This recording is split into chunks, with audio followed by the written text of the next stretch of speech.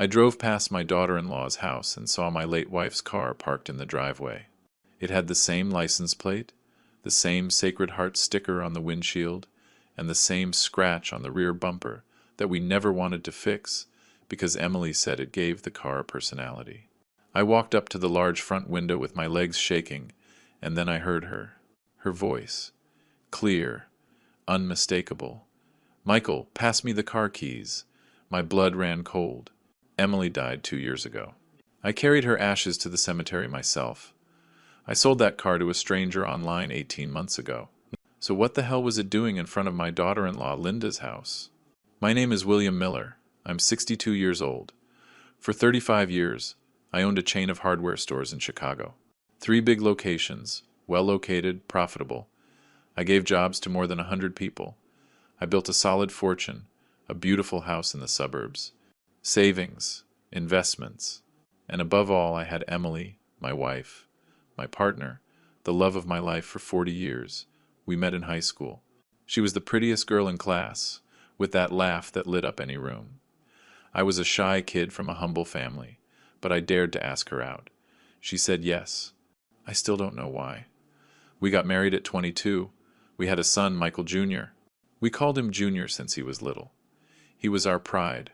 Smart, hard-working, respectful. Or so we thought. Emily adored him. Maybe too much. She always defended him from everything. She always found excuses for his mistakes. "He's just stressed," she would say. "He has a lot of pressure at work."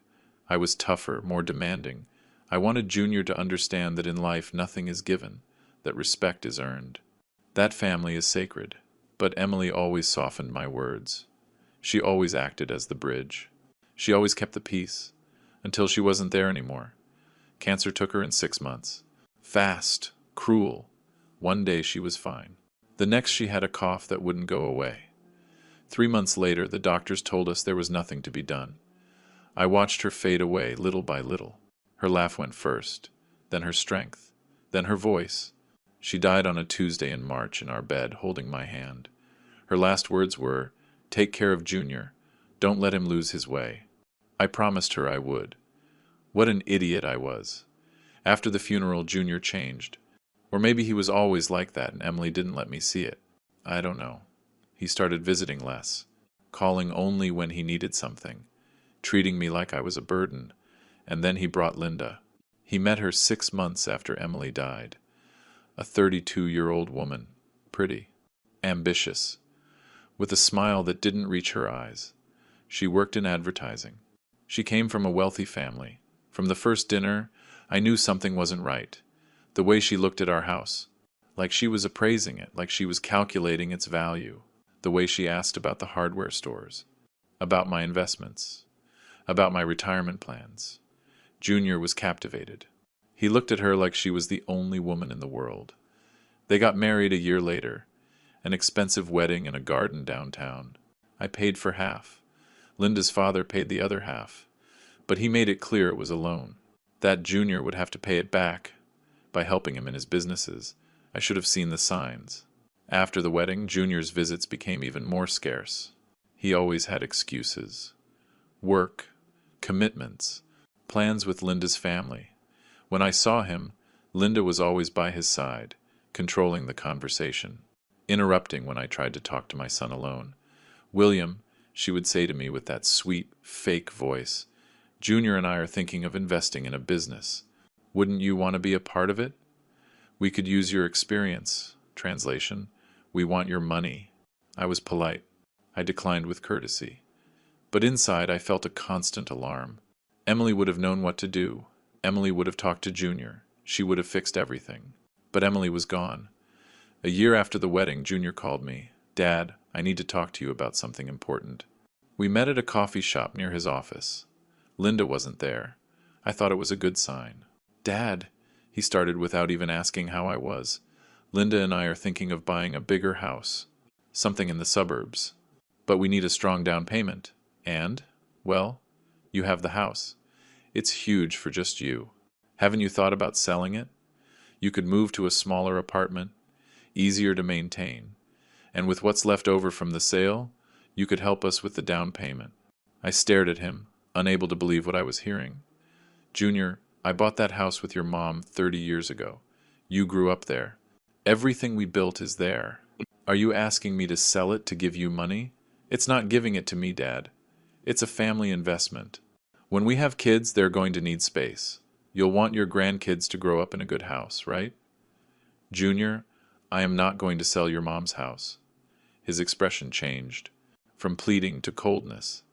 Dad, don't be selfish. What do you need a 4-bedroom house for? You're old. Alone. Don't you prefer to help your family?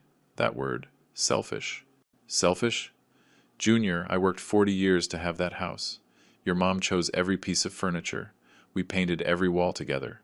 And you want me to sell it so your wife can have a bigger house? It's not just Linda. It's me too. Dad, you haven't been the same since Mom died. You're bitter, isolated. Maybe a change would do you good. I stood up from the table. I am not selling my house. And this conversation is over. Dad, it's over, Junior. I walked out of the coffee shop with my heart racing a mile a minute, with a crushing sadness. My son, the boy I raised, the young man I taught to work. He had called me selfish for not handing him my life savings. Emily, where are you when I need you most? The following months were worse. Junior stopped calling. He stopped visiting me. On his birthday, I sent him a text. He replied 3 days later with a brief thanks. At Christmas, they invited me to dinner at their house. I arrived with gifts, with the hope of spending time with my son. But it was horrible. Linda treated me with an icy courtesy. Junior barely spoke to me. Linda's family was there, filling all the space with their loud presence. I was the stranger, the old man who was in the way. I left before dessert. No one stopped me. That night, alone in my house, I cried for the first time since Emily's funeral. What had I done wrong? Where had I failed as a father? 6 months passed without hearing anything from Junior, until one day, reviewing my bank statements, I noticed something strange. There were movements in the savings account I shared with Emily, an old account we almost never used. It had about $10,000 saved. Now it had $2,500. Someone had withdrawn $7,500 in 3 transactions over the last 4 months. I called the bank. They told me the withdrawals were made with the debit card, a card I kept in my desk or that I thought I kept there. I checked. It wasn't there. My heart sank. Only 2 people had entered my house in the last few months. The lady who came to clean once a week, and Junior, who had come 5 months ago to look for some documents Mom kept. I called him. He didn't answer. I sent him a text. Junior, I need to talk to you urgently about the bank account. He replied 2 hours later. What's wrong? $7,500 are missing from the savings account. Do you know something? He took 10 minutes to reply. Dad, we needed that money. It was an emergency. I was going to tell you. An emergency? And why didn't you ask for my permission? Because I knew you were going to say no. You always say no. Because it's not your money, Junior. It's mine and your mom's. Mom is gone, Dad. And you have more than enough. Don't be stingy. I couldn't answer. Rage blinded me. My son had robbed me. I changed all the bank passwords. I canceled the cards. I hired a locksmith to change the locks on the house. Junior called me furious. Did you seriously change the locks? You don't even trust me anymore? You stole $7,500 from my account. What trust are you talking about? It was an emergency. Linda had medical expenses. What did you want me to do? Ask me. Explain it to me. Respect me. Dad, you're paranoid. Ever since Mom died, you've been impossible. He hung up. I didn't hear from him again for months. Until 3 weeks ago. I received a call from an unknown number. I answered thinking it was a customer from the hardware stores. It was Linda. William, I need to talk to you. About what? About Junior. He is going through a very difficult time. He lost his job. We have debts. And you, as his father, should help him. Linda, Junior stole money from me. He lied to me. He disrespected me. And now you want me to help him? William, with all due respect, you are alone. Old. Wouldn't you like your son to be close? Because if you don't help us, we are going to have to leave Chicago. Look for opportunities somewhere else, and then you really will be completely alone. It was a threat disguised as concern. Linda, if Junior needs something, Let him ask me, not his wife. Junior has pride, William. Pride he inherited from you. But sometimes pride is a luxury we can't afford. I hung up. That conversation left a bad taste in my mouth. Something in Linda's tone. In her words, it made me feel like there was something else. Something they weren't telling me. And then, 4 days ago, it happened. I was driving back from one of the hardware stores. I decided to take a different route, pass through the neighborhood where Junior and Linda lived. I don't know why. Maybe nostalgia. Maybe hope of seeing him by chance. And there it was. In front of their house, parked in the driveway, Emily's car. A 2018 Honda Accord, silver, license plate ending in 483. The Sacred Heart sticker on the windshield. The scratch on the rear bumper on the driver's side. I stopped dead. Other cars honked behind me. I didn't care. I parked half a block away. I got out of the car with my legs shaking. I walked toward the house. Toward the car. I touched it. It was real. It wasn't my imagination. How was it possible? I had sold that car a year and a half ago online. A man from out of state came. He paid me in cash. He took it. We signed papers. Everything legal. Or not. My heart was beating so fast I felt like it was going to explode. I approached the large window of the house. The curtains were open. I could see the living room. And then I heard her. Michael, pass me the car keys. Emily's voice, unmistakable, clear, as if she were alive. I grabbed the window frame so I wouldn't fall. I saw a shadow move inside the house. A woman Emily's size with hair Emily's length. It can't be, I whispered. It can't be. The figure approached the window. And then I saw her. It was Linda.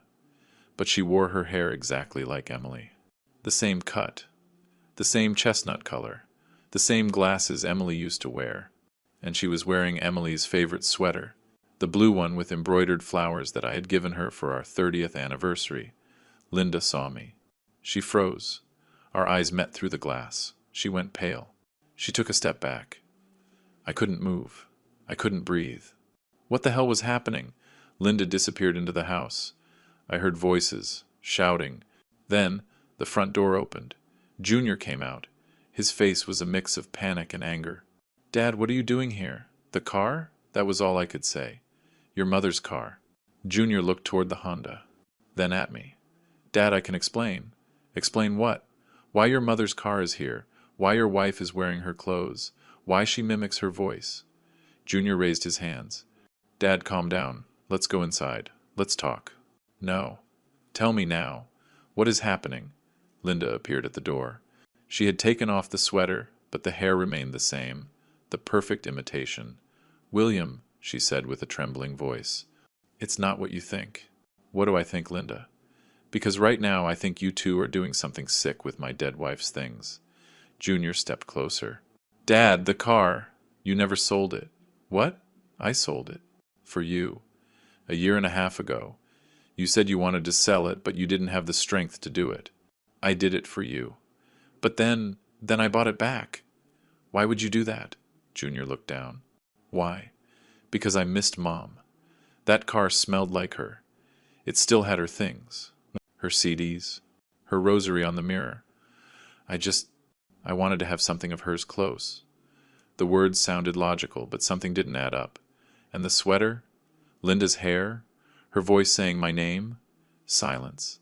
Linda looked at Junior. Junior looked at the ground. Answer me, I demanded. My voice shook with rage. Linda finally spoke. William, Junior misses his mom so much. He's been bad. Very bad. And I just wanted to help him. I thought if I looked a little more like her, if I used her things, if I spoke like her, Junior would feel better.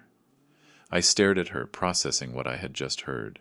Are you telling me you are dressing up as my dead wife to comfort my son? It's not a costume, William. It's therapy. There are studies on this.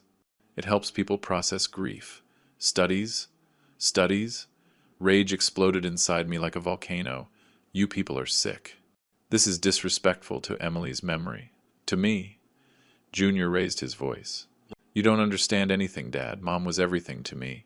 And you let her die. Those words were like a punch to the stomach. What did you say? You heard me. If you had looked for better doctors, better treatments, if you had spent your money on saving her instead of saving it, Mom would still be alive. Tears rolled down my face. Junior, I did everything I could. The best doctors in Chicago treated her. The cancer was aggressive. There was nothing to do. Liar, you've always been stingy. Even with Mom's life. I couldn't take it anymore. My son blamed me for his mother's death. My daughter-in-law dressed up as my wife. My world had become a nightmare. Get away from me, I said with a broken voice. You too. I don't want to see you again. Ever. Fine, shouted Junior. Whatever. You never loved us anyway. You only love your money and your properties. I walked away toward my car. My legs barely held me up. Behind me I heard Linda consoling Junior, with Emily's voice. It's okay, my love. It's over. I'm here. I drove without knowing where I was going. Tears blinded me. I ended up at the cemetery. In front of Emily's grave, I knelt on the wet grass. Emily, I whispered, I need your help. I don't know what to do. Our son is lost, and I don't know how to save him. The wind blew through the trees, as if she were answering me, and in that moment I made a decision. If Junior wanted war, he would get it, but not in the way he expected, because I was no longer the understanding father. I was no longer the foolish old man who let himself be manipulated. I was William Miller, and no one, not even my own son, was going to disrespect my wife's memory. It was over. I left the cemetery with a mental clarity I hadn't felt in months. The pain was still there, the betrayal, the rage, but now I had a purpose. I was going to find out what the hell Junior and Linda were plotting, because something told me this went way beyond poorly processed grief. No one dresses up as a dead person just for therapy. There was something else, something dark, and I was going to find out. The first thing I did was talk to the person who knew my family best after Emily, her best friend, Beatrice. Beatrice had been Emily's best friend since high school, a 60-year-old woman, direct, no filter, loyal to the death. If anyone knew anything weird about Junior, it was her. I arrived at her house that same afternoon. She opened the door looking surprised. William, what are you doing here? You look terrible. I need to talk to you, Beatrice. It's urgent. She let me in. She made coffee. We sat in her kitchen, where Emily and she had spent hours talking so many times. What happened? She asked, worried. I told her everything. The car, Emily's voice, Linda in costume, Junior's accusations, everything. Beatrice listened in silence. Her expression changed from surprise to horror. My God. William, that is sick. I know. But I need to know if you've noticed anything strange. Has Junior looked for you? Has he mentioned anything about Emily? Beatrice hesitated. She took a long sip of coffee. William, there is something I haven't told you, because I thought it was only going to hurt you. But now I think you need to know. My heart skipped a beat. What is it? About 6 months ago, Junior called me. He asked me if I had keys to your house. He said he needed to go in to look for some documents of Emily's that she had promised him. Life insurance policies, I think he said. Life insurance? Yes. I told him I didn't have keys, that he better ask you. He got upset. He said you were very sensitive about the topic of Emily and he didn't want to upset you. My stomach churned. Beatrice, Emily didn't have any big life insurance. Just a small policy we used to pay for the funeral and some debts. Junior knows that. He was there when the agent explained everything to us. So why would he lie to you? Why did he want to enter my house? To look for something? What? I don't know, but I'm going to find out. Beatrice took my hand. Be careful. That boy isn't the Junior we knew anymore. That woman changed him, and I don't know how far they are capable of going. I left Beatrice's house with more questions than answers. What was Junior looking for in my house? Why did he need to enter without me knowing? That night I didn't sleep. I sat in the living room looking at old photos of Emily and Junior, trying to find the exact moment when everything had broken. At 3 in the morning my phone rang. Unknown number, I answered. Hello? Silence. But I heard breathing on the other end. Who is this? A female voice, distorted, as if she were speaking through a cloth. Mr. Miller, you have to stop asking questions. My skin crawled. Who the hell are you? Someone who is watching out for you. You are an older man, alone, vulnerable. It would be terrible if something happened to you. Are you threatening me? I am being your friend. Forget about the car. Forget about what you saw. Enjoy your golden years in peace. Go to hell. I hung up with shaking hands. Someone was watching me. Someone knew I had been asking questions. And that someone wanted me quiet. The next day I hired a private investigator. His name was Herman Davis, an ex-military man of 50 who now dedicated himself to private investigations. A business associate had recommended him years ago. We met in his office, a discreet place downtown. Mr. Miller, how can I help you? I told him everything. I showed him photos of the car. I gave him Junior's address. I explained my suspicions. Herman listened without interrupting. He took notes in a small notebook. Do you think your son and daughter-in-law are planning something against you? He asked at the end. I don't know. But something is wrong. Very wrong. And I need to know what it is. Do you want me to follow them? Investigate their finances? Everything. I want to know everything they are doing. Who do they talk to? Where do they go? What are they plotting? It's going to be expensive. I don't care. I have money. What matters to me is the truth. Herman nodded. I'm going to ask you for a retainer of $5,000, and I'll have a first report for you in a week. I handed him a check. Make it discreet. If they suspect I'm investigating them, they'll hide everything. Relax, Mr. Miller. This is what I do. No one will know. The following days were torture. Every hour felt like a century. I tried to maintain my normal routine. Go to the hardware stores. Check inventory. Talk to employees. But my mind was somewhere else. What was Herman discovering? Was I right in my suspicions? Or was I just a paranoid father? On the 5th day I received a call. Mr. Miller, it's Herman. I need you to come to my office. Already? Did you find something? Yes. And you're not going to like it. I drove at full speed. I almost ran 2 red lights. I got to his office in 20 minutes. Herman was waiting for me with a thick folder on the desk. Sit down, Mr. Miller. I sat down. My heart was beating so loud I could hear it in my ears. Herman opened the folder. He took out photographs. Your son and your daughter-in-law are in serious financial trouble. Much worse than you imagine. He showed bank statements. I don't know how he got them, and I didn't want to ask. Junior has debts of over $80,000. Maxed out credit cards. Personal loans. Debts with loan sharks. Loan sharks? Junior borrowed money from loan sharks? Yes. Dangerous guys. And he's behind on payments. Look at these photos. He showed me images of Junior meeting with rough-looking men in parking lots. Exchanging envelopes. These guys don't play, Mr. Miller. If Junior doesn't pay, things can get ugly. And Linda? She has problems too. Her family doesn't have as much money as they show off. Her dad is broke. The franchises failed. They only keep up appearances. Herman took out more photos. But this is the interesting part. Linda has been visiting a lawyer 3 times in the last week. A guy specializing in inheritances and wills. My blood ran cold.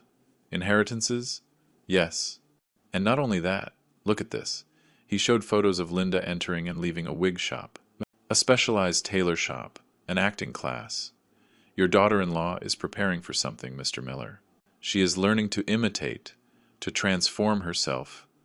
Into Emily? It seems so. And I have something else. Herman took out an audio recording on his phone. I managed to place a microphone in your son's car. Listen to this. He pressed play. Linda's voice, clear. We're almost ready. In 2 more weeks, when I perfect the voice, we can start. Junior's voice. Are you sure it's going to work? Trust me. Your dad is old, alone, vulnerable. He's going to want to believe it's her. He's going to want to believe Emily came back somehow. And if he suspects, he won't suspect. He's going to be so excited to see his wife again that he won't question anything. And once he signs the papers, we'll have everything. Silence on the recording. Then laughter. Herman stopped the audio. I froze. The words bounced around in my head. Once he signs the papers. We'll have everything. Mr. Miller, your son and daughter-in-law are planning to scam you. They are going to use your dead wife's image to manipulate you emotionally. So you sign over properties to them. Money. Everything. Tears began to roll down my cheeks. But they weren't tears of sadness. They were pure rage. How much more do you have? A lot. Conversations. Documents. Evidence that they bought Emily's car specifically for this plan. That Linda studied old videos of your wife to copy her gestures, her way of speaking. And the papers they mentioned? What papers? Herman took out another document. The lawyer Linda visited specializes in powers of attorney, documents that give another person control over your assets. I bet they are going to try to get you to sign something like that, thinking I'm talking to Emily. Exactly. Abusing your pain, your loneliness. I stood up from the chair. I walked to the window. I looked at the city, my son. The person I loved most in this world, after Emily, was setting a trap for me. He didn't just want my money. He wanted to destroy me emotionally in the process. Herman, how solid is this evidence? Very solid. With this you could go to the police, report them for fraud before they commit it. No. Herman looked at me surprised. No, I turned toward him. I'm not going to the police. Not yet, Mr. Miller. These people are dangerous. If they try, let me finish. I'm not going to the police because I want something more than legal justice. What do you want? I want them to feel what I felt. I want them to understand what betrayal is. I want to teach them a lesson they will never forget. Herman smiled slightly. What do you have in mind? I sat down again. I opened my phone. I looked for a contact. I'm going to need your help. And more people's. Because if Junior and Linda want to play with ghosts, I'm going to give them the scare of their lives. The following days I spent planning, as if I were preparing a military operation. I hired a different lawyer than the one I always used. One Junior didn't know. I explained the situation. We prepared documents. Documents that looked real, but were legally worthless. I hired an actress, a 50-year-old woman who vaguely resembled Emily. I gave her photos, videos. I asked her to study every gesture of my wife. And I hired an audio expert. I had all of Emily's recordings that I had saved over the years. Voicemails, family videos. The technician could create an almost perfect imitation of her voice with artificial intelligence. What do you need this for, Mr. Miller? Asked the technician. To close a chapter, to say goodbye to someone who betrayed me. I also talked to my trusted employees at the hardware stores. I explained that I was going to make important changes in my life, that maybe I would sell the business, that they should get ready. They looked at me with concern, but nodded. They trusted me. And finally, I did something I never thought I would do. I went to visit the notary who handled my affairs, Mr. Henderson, a serious man of 65. William, how can I help you? I want to change my will. Change in what sense? I want to disinherit my son. Mr. Henderson took off his glasses. That is extreme. Are you sure? Completely. But I don't want him to find out yet. Keep it confidential until I tell you. Can I ask why? Because my son stopped being my son. And I am not going to allow him to keep what my wife and I built. The will was ready in 3 days. All my assets would go to a foundation we would create in Emily's name to help women with cancer, so her name would live on in a beautiful way. Junior wouldn't receive a dime, but he didn't know that yet. 10 days after hiring Herman, I received a text from Junior. Dad, I need to talk to you. There is something important I want to show you. Can you come to the house tomorrow at 7 in the evening? There it was. The trap, I replied. I'll be there. That night I couldn't sleep, going over the plan again and again in my mind. Herman would have people outside Junior's house, recording everything, photographing everything.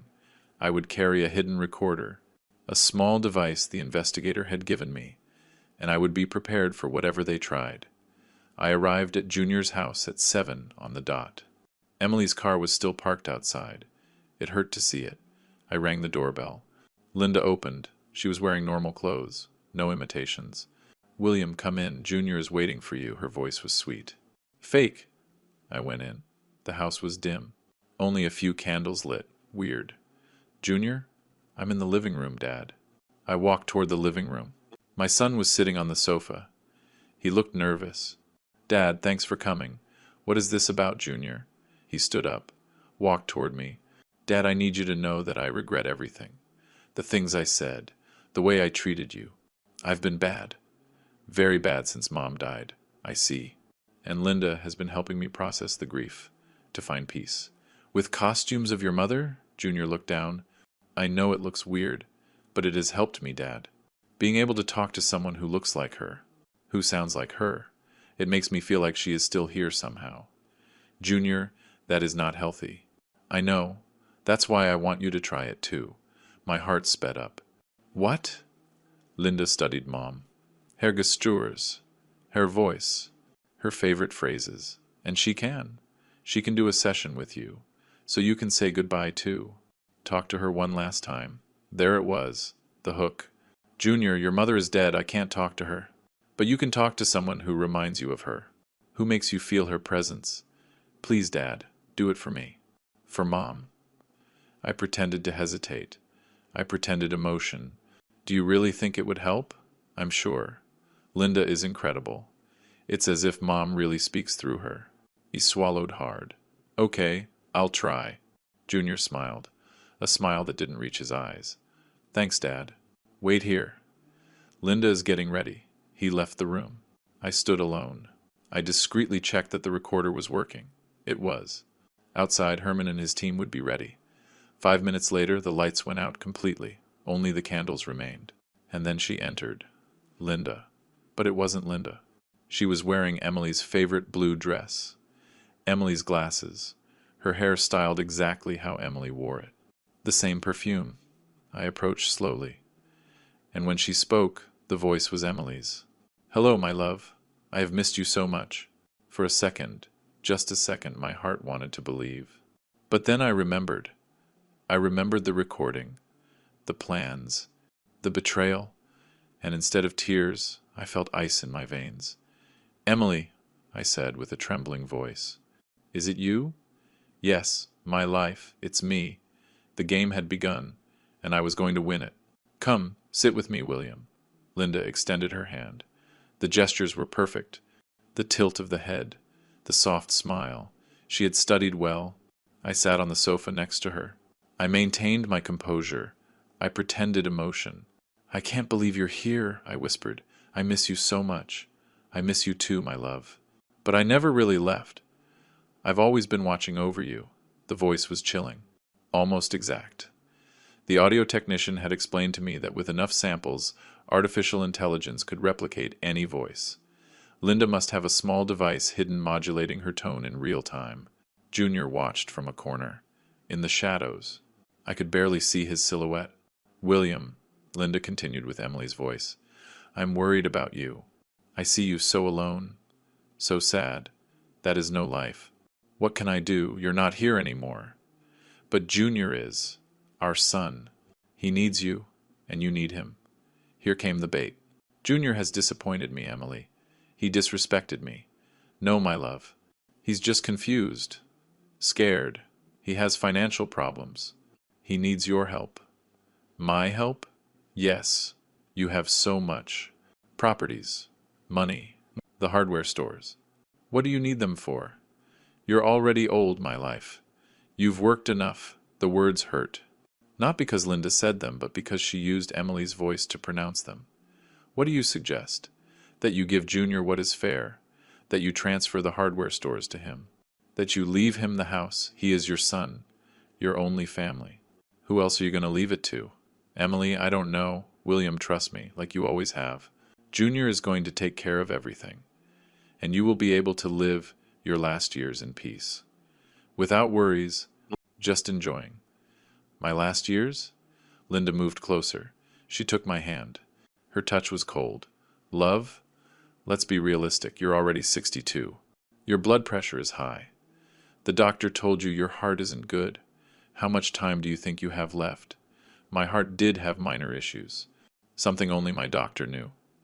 Or so I thought. How do you know that? Because I know you, my life. Because even from where I am, I watch over you. I observe you. Lie. They had been going through my trash, my medical statements, investigating me. Junior stepped out of the shadows. Dad, Mom is right. You've worked your whole life. It's time to rest. Let me carry the weight.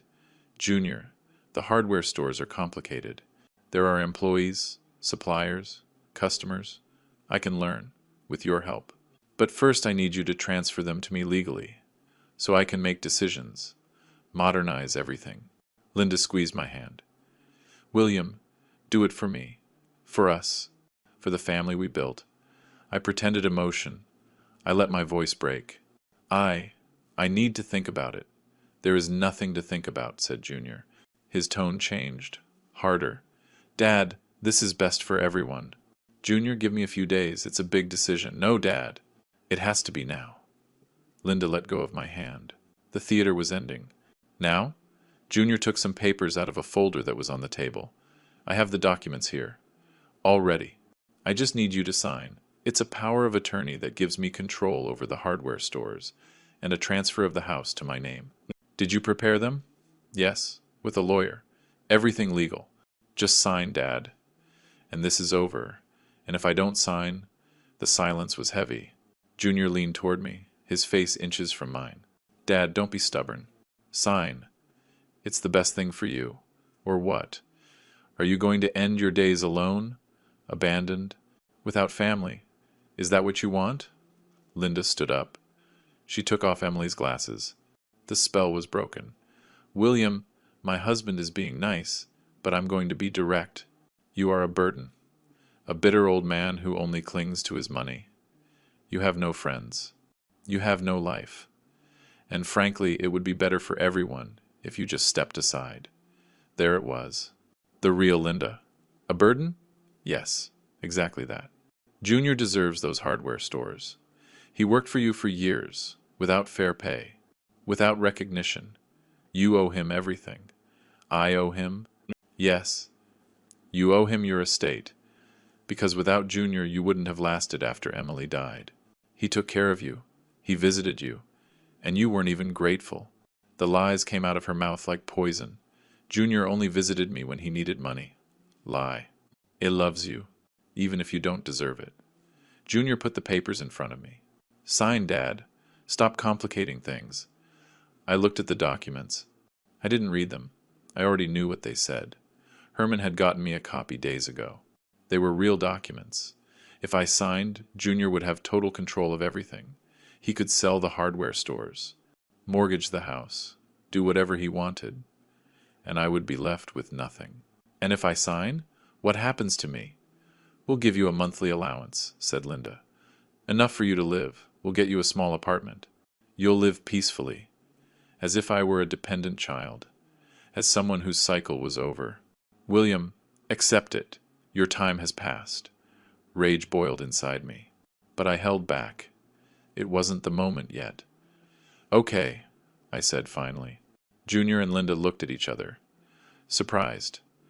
Okay, are you going to sign? Yes, but on one condition. Which one? I want everything to be legal, before a notary, with witnesses. Tomorrow first thing. Junior hesitated. Dad, you can sign now. I know a notary who can come. No, I want to do it with my notary, Mr. Henderson, the one who has handled my affairs for 30 years, so everything is in order. Linda and Junior looked at each other again. They conferred in whispers. Okay, Junior finally said.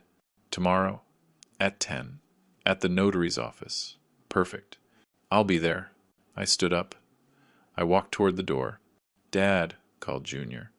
Aren't you going to say goodbye to Mom? I looked at Linda, still in Emily's dress, with her hairstyle. She is not your mother. And you stopped being my son. I left the house without looking back.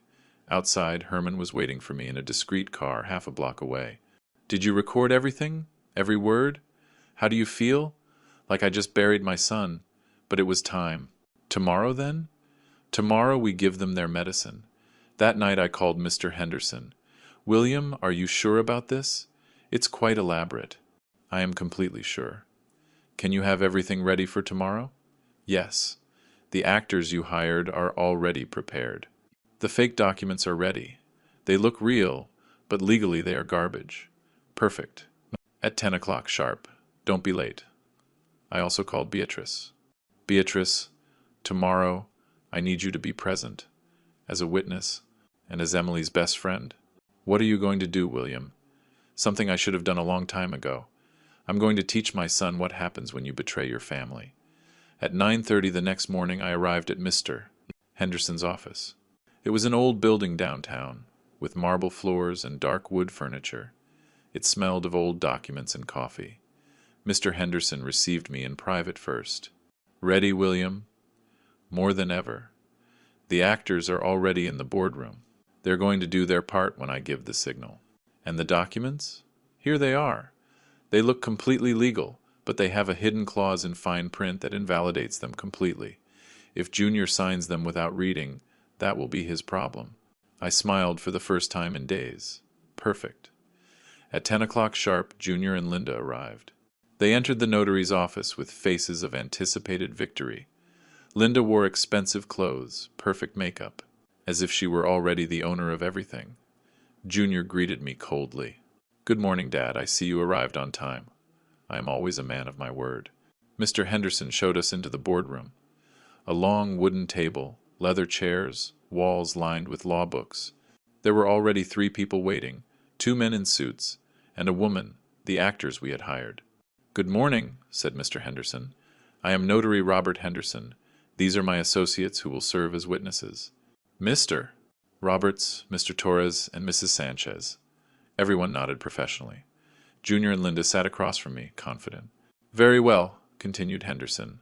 I understand that today we are going to formalize a transfer of assets from Mr. William Miller to his son, Michael Miller, Jr. Is that correct? Correct, said Junior. Perfect. I have here the documents you prepared. Let me review them. Henderson took the papers Junior had brought, read them slowly, frowning occasionally. I see. A broad and general power of attorney, transfer of ownership of a house, and cession of shares of Miller Hardware. All very complete. Yes, said Linda. We want everything to be in order. Of course. William, do you agree with these terms? I paused, as if I doubted. Yes. But I would like to add something. Junior tensed up. Add what? A clause to protect myself. What kind of clause? Linda asked with a suspicious voice. One that guarantees that you are going to take care of me, that you are going to give me the monthly allowance you promised, that you are going to visit me regularly. Junior relaxed his shoulders. Sure, Dad, no problem. Right, Mr. Henderson? Can that be added? Of course, said Henderson. In fact, I already prepared a document that includes those guarantees. If you allow me.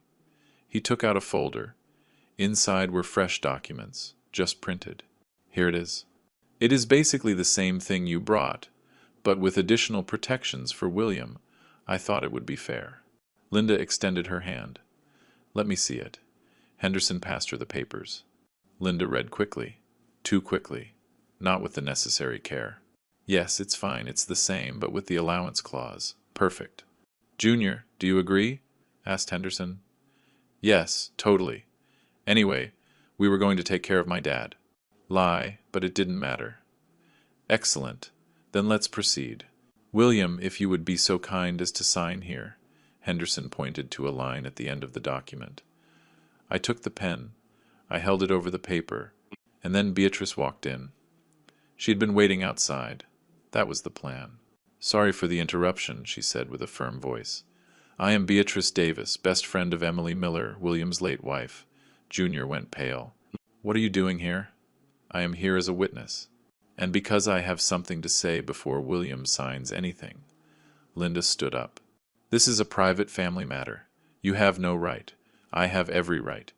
Emily was my best friend, and what you are doing is a betrayal of her memory. What are you talking about? Junior asked with a trembling voice. Beatrice took out her phone. She connected it to a portable speaker. She pressed play.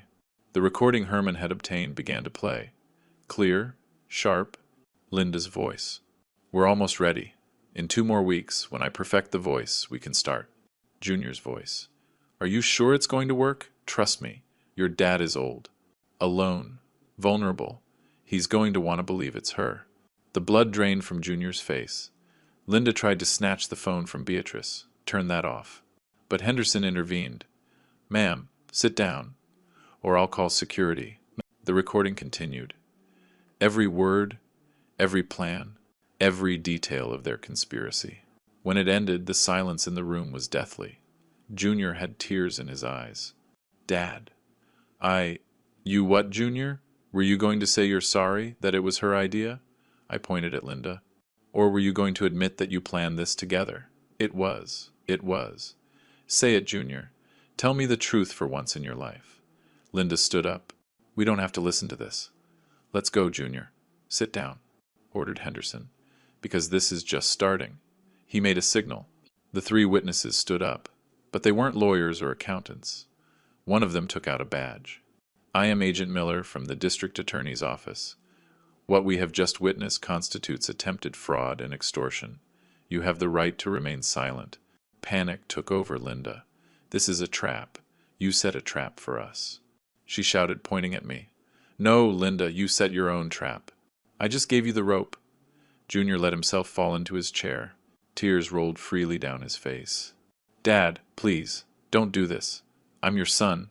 You are my son. The Junior I knew would never have done something like this. You are a stranger. Please." I stood up. I walked toward the door. "Agent Miller, do your job." "Wait, William. Are you going to press formal charges?" I stopped, without turning around. "Give me 24 hours to decide." I left the notary's office. Beatrice followed me. Outside, under the city sun, I took a deep breath. "Are you okay, William?" "No, but I will be. Are you really going to report them?" "I don't know, Beatrice. Part of me wants to see them pay, but another part just wants them to disappear from my life forever. Emily would be proud of you. You think? I'm sure. You defended her memory. You didn't let them use her. That is love, William. Real love." We stood in silence for a minute. "And now what?" asked Beatrice. "Now, I'm leaving Chicago. For a while. Maybe forever. Where to? I don't know. Somewhere I can breathe. Where I can remember who I was before all this happened." That night I packed a suitcase. Clothes. Photos of Emily. Some books. I called my trusted employees at the hardware stores. I explained that I was going to be away, that they were in charge, that I trusted them. "Mr. Miller, is everything okay?" asked Martin, my oldest manager. "No, Martin, but it will be. I just need time." I called Mr. Henderson. "Did you decide about the charges?" "I'm not going to press them, but I want a restraining order. Junior and Linda cannot come near me. My house, the hardware stores, anything that is mine. Done. Anything else?" "Yes. I want you to sell the car, Emily's Honda. But this time make sure it really sells. To someone far away. So Junior can never buy it back. Understood? And if Junior or Linda try to contact you, don't answer. Don't give them information. Nothing. And if they insist, tell them William Miller no longer exists for them. The next morning before sunrise I left the city. I drove aimlessly. On highways I didn't know. Toward towns I had never visited. After 5 hours I arrived at a place called Silver Creek, a small mountain town in the Rockies, almost abandoned, beautiful in its desolation. I rented a small cabin, with a view of the mountains, with silence. For 3 days I did nothing but walk, think, cry. I cried for Emily, for the son I lost, for the years I wasted trying to keep together a family that was already broken. On the 4th day my phone rang. It was Junior, from an unknown number. I hesitated, but I answered, "What do you want, Dad, please?" "I need to talk to you. We have nothing to talk about anymore." "Yes, we do." "Why?" "Because I was wrong. Horribly, terribly, unforgivably. And I need you to know it. I know. And I don't care. Dad, Linda left me. She left. Her parents came for her. I was left alone. Good. Now you know how I felt. I lost my job, my house, everything. And I deserve it. But Dad, are you never going to forgive me?" The question hurt, because I had been asking myself the same thing. "Junior, do you know what your worst mistake was?" "Which one?" "It wasn't stealing from me. It wasn't planning to scam me. It was using your mother. turning her image, her voice, her memory into a tool of manipulation. That is unforgivable. Silence on the other end.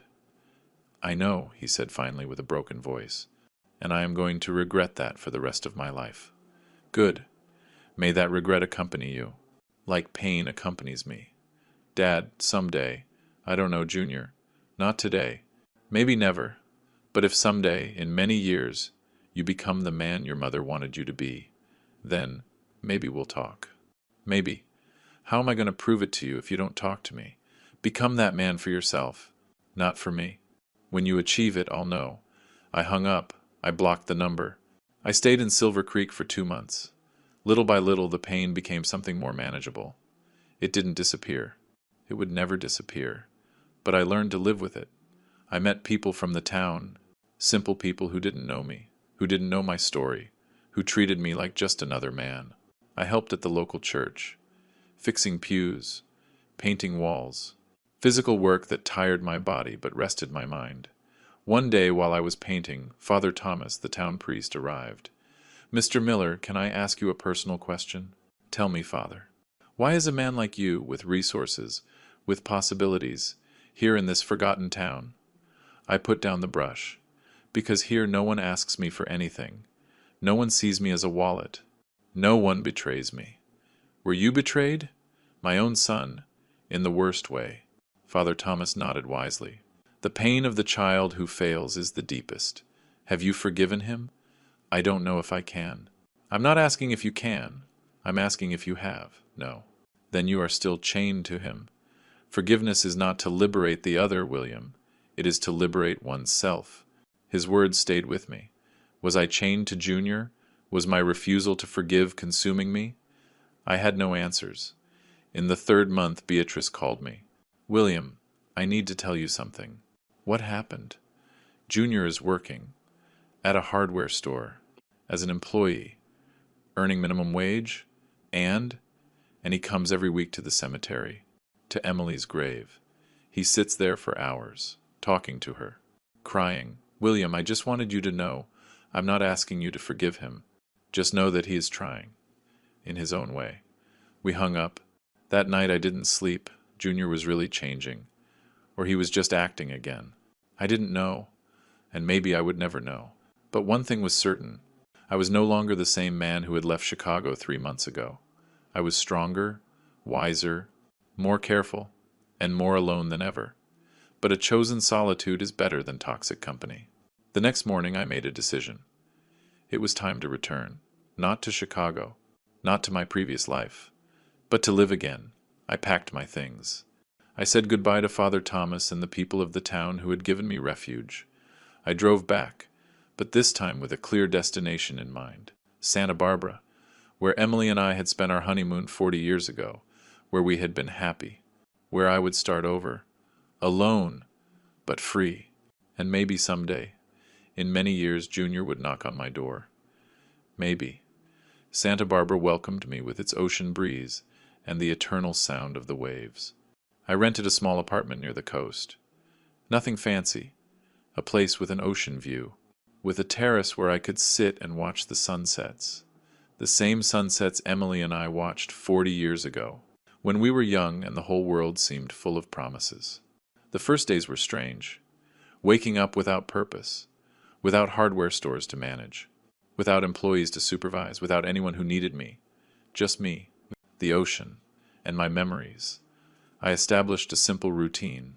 Wake up early, walk on the beach, have breakfast at a small cafe where the waitress, a 50-year-old woman named Rose, treated me like just another customer. No questions, no curiosity. In the afternoons I read. Books I never had time to read. Novels, history, poetry. At night I cooked. Simple dishes.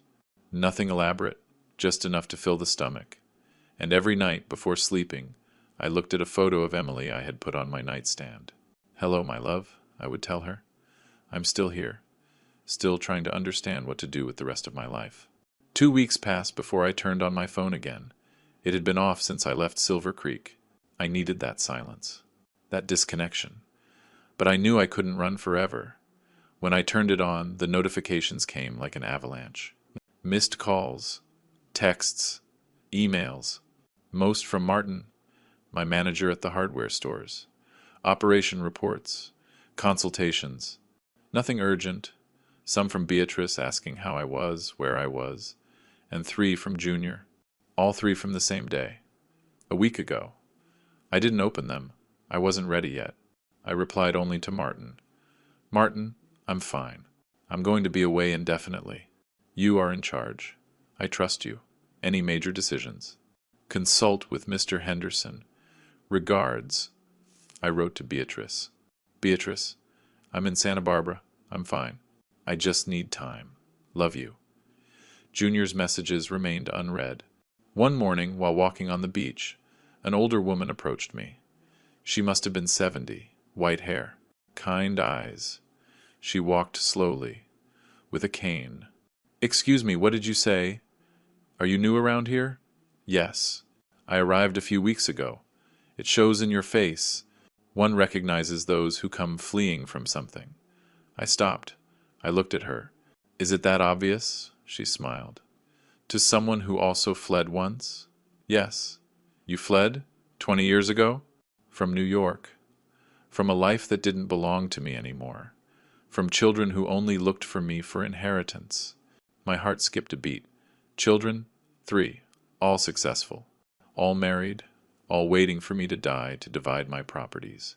And what did you do? I came here. I sold everything. I disinherited myself, let's say. And I lived these last years in peace. Don't you miss them? Her smile saddened. Every day. But I miss the children they were, not the strangers they became. Those words resonated inside me like a gong. Did you ever regret it? At first, yes. I cried every night. I thought I was a bad mother, that I had failed them somehow. But with time I understood something important. What? That adult children make their own decisions, and we, the parents, don't have to carry the consequences of those decisions forever. Sometimes the most loving thing we can do is let them go, even if it hurts, especially when it hurts. We stood there, 2 strangers on a beach, united by the same pain. My name is Helen, she said finally. William. Nice to meet you, William, if you ever need to talk. I live in the blue building at the end of the boardwalk. Apartment 302. Thanks, Helen. She walked away slowly, leaning on her cane. And I stayed there, with the seawater wetting my feet, thinking about her words. It was time to let Junior go. That afternoon I finally opened his messages. The first one said, Dad, I don't know if you'll read this, but I need to tell you that I got a job. It's humble, pays little, but it's honest. I'm trying to be better. The second one, I went to the cemetery. I talked to Mom. I asked for her forgiveness. For everything. For using her. For betraying you both. I hope she heard me. The third one, Linda left the country. To Europe. With a man she met. She left me with the debts. But it's okay. I deserved it. I just want you to know that all this made me see who I really was. And I don't like what I saw. I'm trying to change. Not for you, for me. Like you told me. I closed the messages. I didn't reply. But something moved inside me. It wasn't forgiveness. Not yet. But maybe it was the beginning of something. A small crack in the wall of rage I had built. Days turned into weeks. Weeks into months. I established friendships in Santa Barbara. Helen became my confidant. We ate together once a week. We shared stories, pains, hopes. Have you thought about contacting Junior? She asked me one day. Every day. But I don't know what to say to him. Maybe you don't need to say anything. Maybe he just needs to know you're still there. That the door isn't closed forever. But is it closed or not, Helen? Because I don't even know myself. Then tell him that. Honesty, even if painful, is better than silence. That night I wrote to Junior. The first message in 4 months. Junior, I read your messages. I don't know if I can forgive you someday. I don't know if I want to see you again. But I want you to know that I don't wish you harm, that I hope you find your way. And that if you really change, if you become the man your mother dreamed you would be, maybe in a few years we can talk. No promises, no guarantees. Just maybe. Send. The reply arrived in 5 minutes. Thanks, Dad. It's more than I deserve. I love you, even if you don't believe me. I didn't reply, but I didn't block his number either. There was a difference. One day Martin called me. Mr. Miller, I need to talk to you about the hardware stores. What's wrong? There is a large company from New York interested in buying. They are offering good money, very good money. How much? He told me the figure. It was generous, more than I expected. What do you think, Martin? Honestly, Mr. Miller, I think it's a good offer. The company has a good reputation. They promise to keep all employees, and you are not here anymore. You are not interested in the business like before. He was right. Okay, tell them I accept. But on one condition. Which one? That part of the sale money be used to create a fund for employees who have been working for more than 10 years, as a bonus, for their loyalty. Mr. Miller, that is. Generous. It's fair. They gave me years of their life. They deserve something more than a salary. The sale was finalized in 6 weeks. From one day to the next I had more money than I ever imagined, enough to live the rest of my life without worries. And now what? I called Mr. Henderson. Robert, I need you to do something for me. Tell me, I want to create a foundation, in Emily's name, to support women with cancer who don't have resources for treatment. How much do you want to allocate? Half of what I got from the sale. Silence on the other end. William, that is. A lot of money. It's the right money. It's what Emily would have wanted. Okay, I'll prepare everything. And Robert, I want Junior to know about this. Why? Because he needs to see that there are ways to honor his mother without using her, without turning her into a tool. The foundation was established in 3 months. The Emily Miller Foundation for Women with Cancer. The news appeared in the Chicago newspapers. On social media, people I didn't even know shared the story. Businessman creates millionaire foundation in honor of late wife. Junior wrote to me that night. Dad, I saw the news. Mom would be so proud. I am proud. Of you. Of what you did. I hope someday I can do something that good. You can, I replied. Start little by little. With small actions. With honesty. With respect. Are you willing to teach me? My finger hovered over the keyboard. Was I willing? Not yet, Junior. But ask me in a year. I'll wait. As long as necessary. A year passed. A year of peace in Santa Barbara. Of sunsets on my terrace. Of conversations with Helen. Of walks on the beach. A year of healing. Not completely. Deep wounds never heal completely. But they become scars. And scars, even if they hurt sometimes, are proof that you survived. On the exact anniversary of my arrival in Santa Barbara, I received a package. The sender, Junior. I opened it with trembling hands. Inside was a letter handwritten in Junior's handwriting. Dad, a year has passed. Like you asked me, I don't know if I've changed enough. I don't know if I can ever make up for the damage I did. But I've tried. I work honestly. I pay my debts. I visit Mom every week. And every night, before sleeping, I ask myself, what would the man my mother wanted me to be have done? Sometimes I have answers, sometimes not. But I keep trying. I am not asking you to forgive me. I am not asking you to come back into my life. I am just telling you that I am trying, and that I love you, even if I don't deserve it. Your son, Junior. Inside the envelope there were also photos.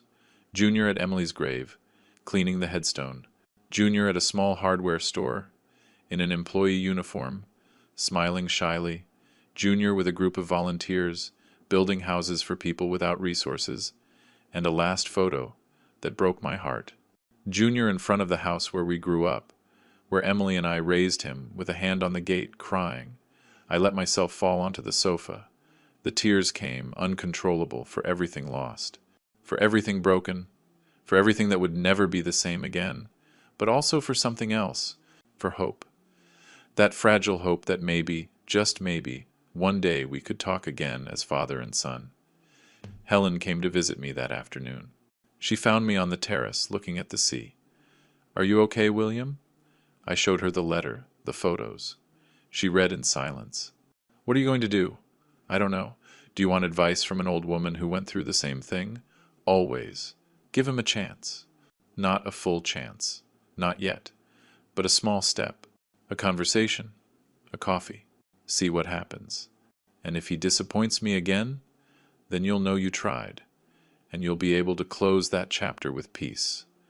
But if you don't try, you'll always wonder, what if I had given that chance? She was right. That night I wrote to Junior. Son, I received your letter. And the photos. I see you have been trying. I don't know if it's enough, but I'm willing to take a small step. See you in Chicago. At the cemetery, where your mom is, next Saturday at 10 in the morning. Just you and me. No Linda, no one else. The reply was immediate. I'll be there, Dad, I promise. Saturday arrived with a gray sky, as if even the weather knew the importance of the day. I took a flight from Santa Barbara to Chicago. I rented a car at the airport. I drove toward Oakwood Cemetery, the place where Emily rested. I arrived early, at 9:30. I walked to her grave. The headstone was impeccable, with fresh flowers, yellow roses, her favorites. Hello, my love, I whispered. I came to see Junior. I don't know how this is going to go, but I need to try. For him, for me, for us. At 10 o'clock sharp, I heard footsteps behind me. I turned around. Junior was there. He had changed. He had lost weight. He had some gray hairs he didn't have before, new wrinkles around his eyes. He looked older, tired, but also different. There was something in his eyes, something I hadn't seen in years. Humility. Dad, he said with a trembling voice. Junior. We stood there, face to face, with Emily's grave between us. Thanks for coming, he said finally. Thanks for trying. Silence. What did you want to tell me? I asked. Junior took a deep breath. I wanted to ask for your forgiveness, in person, looking you in the eyes, without hiding behind messages or calls. I'm listening. Dad, I was an idiot, a terrible son, a terrible man. I let Linda poison me. I let ambition blind me. And worst of all, I used Mom. I turned her image into something dirty, and for that, I am never going to forgive myself. Tears rolled down his face. I understand if you never forgive me. I understand if you never want to see me again. But I needed you to know that I am trying to be better. For Mom, for you, and above all, for me. I looked at him, really looked at him, and for the first time in 2 years I saw my son, not the imposter who tried to rob me, not the manipulator who used his dead mother. I saw the boy I carried on my shoulders, the young man who cried when Emily got sick, the broken man who finally understood his mistakes. Junior, I said with a trembling voice, I don't know if I can forgive you completely. It still hurts. I still have rage, I know. But I see that you are trying. Does that count? Yes. It doesn't erase what you did, but it counts. He took a step toward me, hesitating. Can we? Can we try something? See each other from time to time, rebuild something, little by little. No rushing, no expectations. Just try. Really, really. Junior broke down. He fell to his knees in front of his mother's grave, sobbing, I'm sorry, Mom. I'm so sorry. I knelt beside him. I put a hand on his shoulder. She loved you, Junior, despite everything. And I love you too, even if it hurts, even if you betrayed me. You are my son, and you always will be. We stayed there kneeling next to Emily's grave, crying for everything lost, for everything gained, for the fragile possibility of starting over. It wouldn't be easy. It would take years, maybe decades, but we were willing to try. We left the cemetery an hour later, with red eyes, with hearts a little lighter. Do you want a coffee? I asked him. Junior smiled. A genuine smile. I would love that. We went to a coffee shop nearby. We talked about simple things, about his work, about Santa Barbara, about the Foundation's plans. We didn't talk about the past. Not yet. It was too soon. But there was time. For the first time in years, we had time. When saying goodbye, Junior hugged me. It was awkward at first, stiff, but then I relaxed, and I returned the hug. Thanks, Dad, for giving me this chance. Don't waste it. I won't. I promise. I returned to Santa Barbara that same night. Helen was waiting for me in my apartment. I had given her a key months ago. How did it go? It was painful, but necessary. Are you going to forgive him? Someday. I think, but not today. That is enough. We went out to the terrace. We watched the sunset together. Do you know what's ironic about all this, Helen? What? That I lost my son to find myself. And now that I found myself, I am willing to give him another chance. It's not ironic, William. It's life. It breaks us, so we can rebuild ourselves better. Did you rebuild yourself? Every day, one piece at a time. And your children? Did they ever look for you? Helen smiled sadly. One of them, the youngest. 5 years ago, I gave him the same chance you gave Junior. Little by little. No rushing. Did it work? I still don't know. But at least we are trying. The sun set on the horizon. The sky was dyed orange and purple. Emily would be proud of you, said Helen. You think? I'm sure. You didn't let the pain make you bitter. You let it make you wise. That night I slept better than I had slept in years. I dreamed of Emily. We were on the beach, young again, without wrinkles, without pain. Did I do it right? I asked her. You did it perfectly, my love. You defended my memory. You protected your heart. And even so, you gave another chance to our son. Is he going to be okay? That depends on him. But you already did your part. I miss you, Emily. I miss you too. But I'm not that far. I am in every sunset you see, in every wave of the sea, in every moment you decide to love despite the pain. I woke up with tears on my cheeks. But they were tears of peace, because I understood something important. Forgiveness is not forgetting. It is not erasing. It is not going back to how it was before. Forgiveness is deciding that pain is no longer going to control your life. It is letting go. It is healing. It is choosing hope over bitterness. And I had chosen hope. Today I am 64 years old. I live in Santa Barbara, in my apartment with an ocean view. Junior and I talk once a month. We see each other every 3 months. Little by little, we never went back to how we were before. That relationship died. But we built a new one. More cautious, more honest, more fragile, but more real. The Emily Foundation has helped more than 200 women with cancer. Her legacy lives, in a beautiful way. And I have learned something I never thought I would learn, that sometimes losing everything is the only way to find what really matters. If you are listening to this story, if you went through something similar, I want to tell you something. You are not alone. The pain of family betrayal is the deepest, but it is not permanent. You can heal. You can rebuild yourself. You can choose forgiveness without forgetting. And you can live a full life, even after losing everything. Because in the end, the only thing that really matters is not what they took from you. It's what you decided to keep. Your dignity, your truth, and your capacity to love, even when it hurts. Thanks for listening to my story. May you find your peace like I found mine.